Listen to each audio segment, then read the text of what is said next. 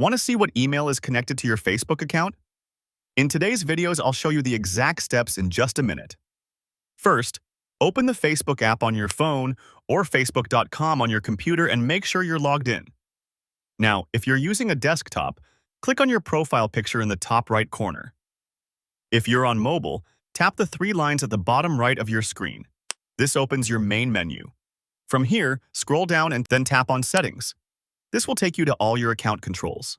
Next, look for something called Account Center. Go ahead and tap that. Inside the Account Center, tap Personal Details. And now, tap on Contact Info. Here you'll see all the contact details linked to your Facebook, including the email address connected to your account.